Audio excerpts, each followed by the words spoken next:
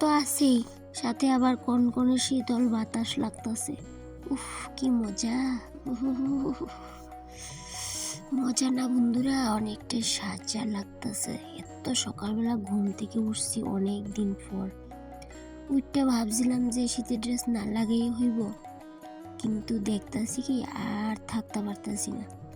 সূর্যদেবের নমস্কার করে একটু হাঁটাহাঁটির প্ল্যান আসছিল, কিন্তু এই যে আর থাকতে না পারতাছি ঠান্ডায়। এতটা ঠান্ডা কি কইতাম তোমরা রে। তো যাই হোক, শীতের ড্রেসটা লাগাই নিছি, ভাবছিলাম লাগাইতাম না, কিন্তু এই যে লাগাই নিলাম।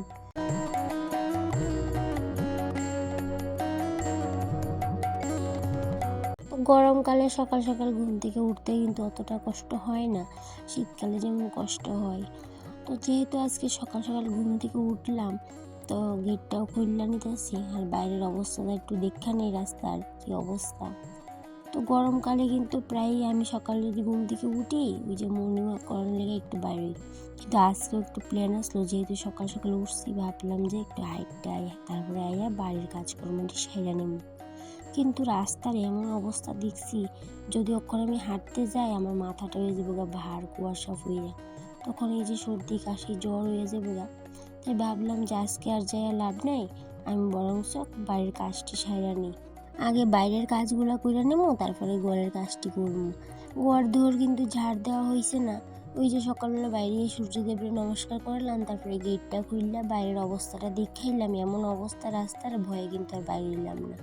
তো যাই হোক, এদিকে বাড়িতে আয়া ভাবলাম কাজটি সাইরালাই, যেহেতু আজকে সন্ধ্যার সময় বাবার বাড়িতে যাবো, তার লেগে যে উঠান বাড়ি ঝাড় দিয়ে একটু সকাল সকাল ঘরদোর গুছাইয়া পরিষ্কার করে থইয়া তারপরে যাবো।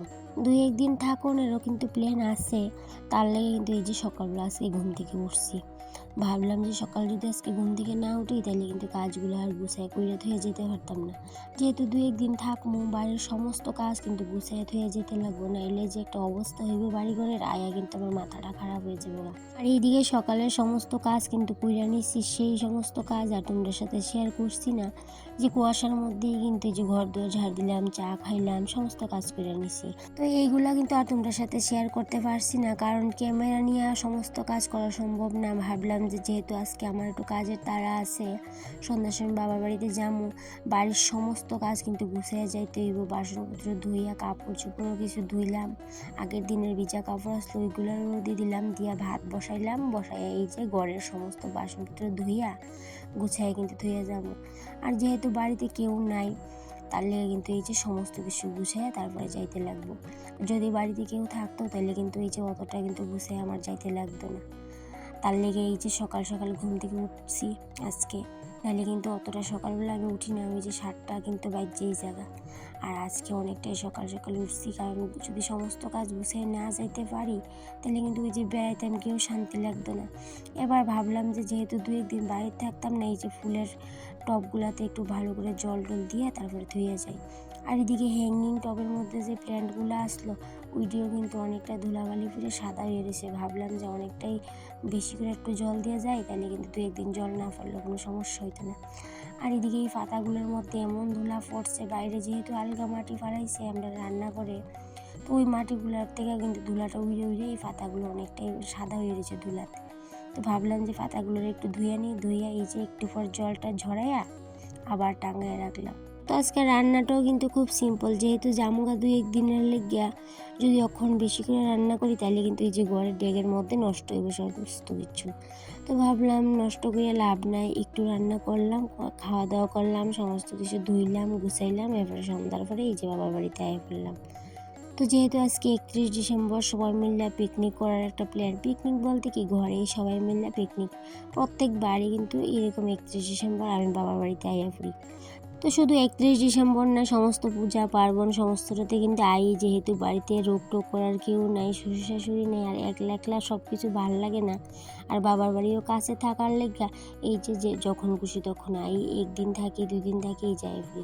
আর এদিকে আমার বোন কইতেছে তোর ক্যামেরাটা একটু ধরি, তুমি ধর। তো বোনেগুলো ক্যামেরাটা একটু ধরলো, আমারে একটু হেল্প করে দিল। এদিকে দেখো বাইরেতে, এদিকে বাইরে রান্না বান্না হইতেছে, আর এদিকে মা শুয়ে মোবাইল দেখতেছে, বাবা তো অসুস্থ শুয়ে রয়েছে। আর এদিকে আমার ছোট পিসি এসে, আর এই যে আরেকজন পিসি আমাদের বাড়িতে থাকে, রাত্রে ঘুমায়, লক্ষ্মী পিসি। আর এদিকে আমাদের ছোট পিসি এসে সবাই গল্প করতেছে। তো ভাবলাম সবারই একটু ক্যামেরা বন্দি করে নিই, আর একটা স্মৃতি হিসেবে থেকে যাইব, তার লিগে সবার একটু ক্যামেরা বন্দি করে নিছি। আর এদিকে দেখো, যেহেতু এটা গ্রামের বাড়ি, মাটির চুলার মধ্যে কিন্তু রান্না হয়। এমনিতে কিন্তু বাড়িতে সমস্ত কিছুই আছে, ইন্ডাকশন, গ্যাসের চুলা সব আছে, তারপরও মাটির চুলাও আছে। যেহেতু গ্রামের বাড়ি, লাকড়ির কিন্তু কোনো অভাব নাই। তো এত লাকড়ি নষ্ট করব, তার লেগে কিন্তু এই যে শীতকালে আর মাটির চুলাতে রান্না করাও কিন্তু শীতকালে অনেকটাই মজা লাগে, তার লেগে মাটির চুলার মধ্যে রান্না করি। তো শুধুমাত্র কিন্তু মাংসটাই মাটির চুলার মধ্যে রান্না করছে, আর বাদ বাকি সব কিন্তু এই যে গ্যাসের মধ্যে করছে, ইন্ডাকশনে করছে। এদিকে বৌদি রান্না টান্না করার পর আমি কইলাম যে তারা দুই ভাইরে আমি খাওয়ানটা দিয়ে লাই, তুমি অন্য কাজ করে লাও। দুই ভাই বলতে আমার ছেলে আর আমার এই যে বড় ভাইয়ের ছেলে। তো দুইজনের খাওয়ানটা দিলাম, দিয়া এই যে আমি আর আমার বোন মিললে মাংস নিয়ে দাঁড়াই রয়েছি, তারার লগে গল্প করতেছি, আর এদিকে মাংস খাইতেছি দুই বোনে মিললে। এদিকে দেখো, আমার বাবাও কিন্তু রাত্রের খাওয়ান খাই নিতেছে। যেহেতু বাবা অসুস্থ, রান্না করে যাইতে পারে না, এই যে সুগার করে বইয়ে কিন্তু খাওয়ান লাগে বাবার। দুইটা ঠান্ডার মধ্যে নিলে অনেকটাই কষ্ট হইব, তার লেগে এই যে এই করে না খাওয়ানটা দিয়ে লাই রাত্রেবেলা বাবারে। তো এদিকে বাবা খাইতেছে, আমি সামনে বইয়া রয়েছি, ভাবলাম যে বাবার একটু ক্যামেরা বন্দি করে নিই। আর মা পিছে যে বাবার দুইটা বই রয়েছে, কারণ বাবা অনেক সময় হঠাৎ হঠাৎ ফুইরা যায় পিছন দিকে।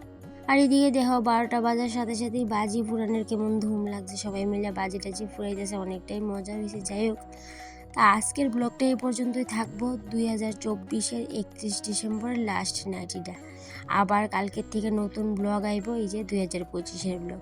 আজকের ব্লগটা এই পর্যন্ত, টাটা।